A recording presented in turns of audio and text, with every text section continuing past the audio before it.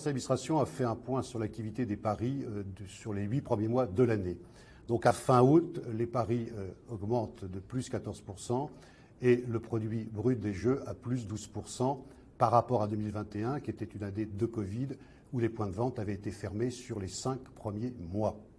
Alors, dans ce contexte, au retour à la quasi-normale, les points de vente augmentent les enjeux à plus 29%. Il y a un tassement des paris online, mais qui s'élève tout de même à plus de 25% par rapport à 2019.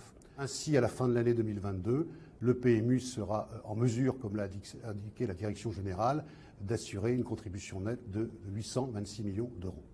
Dans un contexte inflationniste, France Gallo va tout de même avoir un résultat d'exploitation pour 2022 qui sera positif puisqu'il sera de 0,4 millions d'euros, alors que le budget prévoyait un résultat négatif de 0,3 millions d'euros. En réalité, nous avons constaté un tassement des enjeux durant l'été. C'est reparti depuis le mois de septembre. Ils étaient très bons en début d'année. Le changement de fiscalité maintenant qui est adossé aux produits bruts des jeux, les économies importantes qui ont continué d'être faites au PMU, plus les enjeux qui ont augmenté, permettent donc de réaliser ce résultat d'exploitation au regard de la contribution nette qui sera versée par le PMU. Le conseil d'administration a abordé la question de baisse de compétitivité des chevaux français face aux chevaux britanniques et irlandais dans les courses de sélection et notamment les courses de groupe 1. Un phénomène constaté depuis plusieurs années fait que ce sont ces chevaux-là qui gagnent majoritairement ces courses de sélection, qui s'est amplifié les dernières années alors qu'il n'y a pas plus de partants britanniques et irlandais dans nos courses. Donc les causes sont multiples.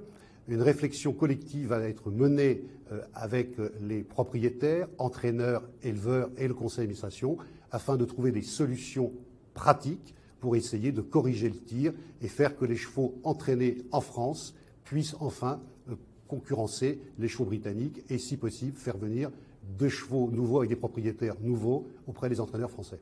Le conseil d'administration de France Gallo, à l'initiative du président, a donc créé en début d'année une commission gouvernance qui est composée de 5 personnes.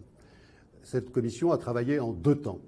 Le premier temps a consisté à procéder à l'audition d'un très grand nombre de personnes qui composent l'institution des courses avec un panel le plus large possible.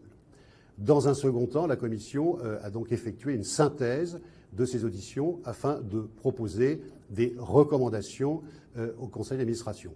Donc aujourd'hui, ces recommandations ont été exposées dans un premier temps afin de permettre aux administrateurs de réagir. Et donc la commission gouvernance reviendra lors de la prochaine réunion du conseil d'administration afin de tenir compte des observations des administrateurs et donc présenter un document de synthèse au comité, ce qui pourrait avoir lieu lors du comité du mois d'octobre. Le conseil d'administration a aussi évoqué l'organisation du prochain week-end du prix Qatar Arc de Triomphe. Écoutant les observations de ses membres, il a été décidé que tout titulaire de la carte France Gallo pourra assister à cette réunion. Et s'il le souhaite, il pourra obtenir auprès des services de France Gallo des invitations, dans l'invitation de 4 invitations par titulaire de carte France Gallo.